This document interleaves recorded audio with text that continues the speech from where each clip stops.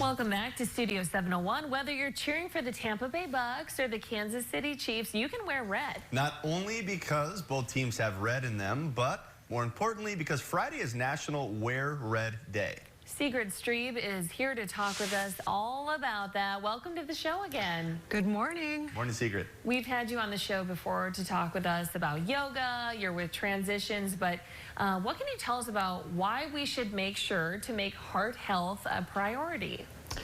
Well, as women, 1 in 3 women die from heart disease every year. So if you had to pick yourself and then 2 other friends in a crowd, who would you pick to have heart disease and not be with you the next year? And no one wants to make that decision. No one wants to think about that. And I think it's important that we actually start talking about it and learn what the signs are for heart disease or for a heart attack. I think it's something that we don't talk about, and we often think that it is the same symptoms for women as it is for men, and it is not. That is really eye-opening when you hear about that and think about that, because you always just think of the classic pain in the chest or numb down the left arm. Yes. Yeah, but you know all about this, unfortunately, because you had your own personal story with it. Can you tell us about that? I did. So on July 21st, not that day, July 1st, 2018, I had a heart attack. I was 50 years old at the time. Do the math if you need to. And I had been feeling all of the symptoms for about 5 days before that. I'd gone water skiing. I had gone for a bike ride. I'd done a lot of physical activity, and I had felt the symptoms of, I had tightness in my chest.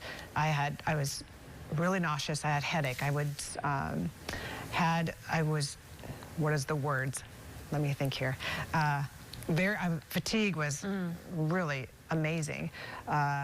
And finally, after I got the classic signal of down the left arm, this tingling sensation, we rushed to the hospital. Call an ambulance. Don't let your husband drive you. There might have been some other fluids coming out in the car, let's just leave it at that, which is related to nausea. And we got there and I ended up with 2 stents. I was downstairs and out of the operating room in 45 minutes because I had 2 stents, because I had one artery was completely closed in my heart. Wow. So I didn't have any other symptoms. I didn't have high cholesterol. I didn't have any high blood pressure. It wasn't really part of our family. And so all of the things I was experiencing, I thought I could relate to something else. Now, Sigrid, you had mentioned that the heart attack symptoms for women are different than men. Can you maybe review what the symptoms might be for a woman? So typically women start out with a lot of nausea first.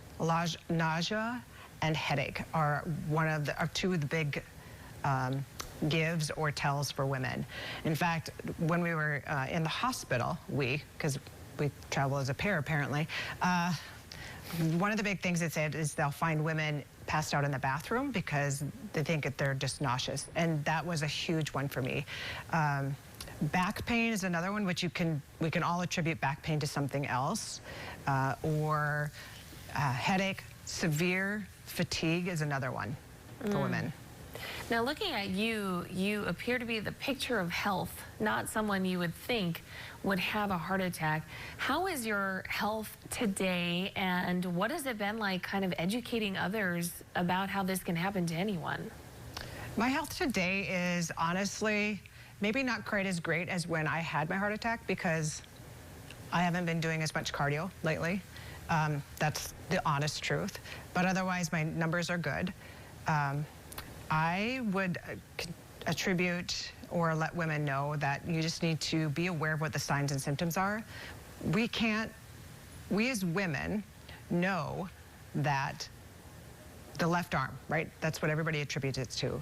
But there are other signals that we do not listen to because we get too busy, and we're too busy taking care of other people, and we're just busy. You know, the 4-letter B word, busy, and ignoring it. Right. This Friday is National Wear Red Day. You're wearing red right now. Anything else you'd like to let people know about how they can get involved on Friday or any day, really?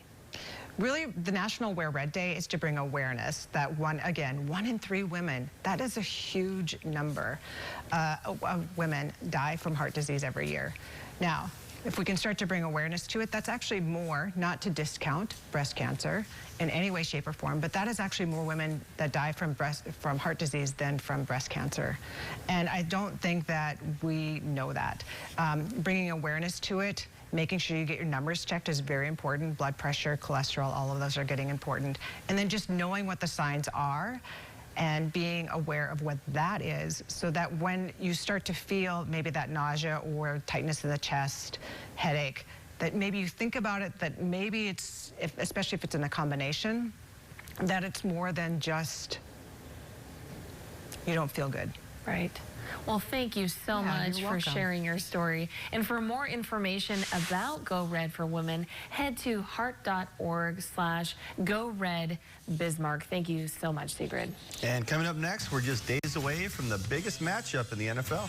So how do you make sure you look ready for the big game? Our Glow Up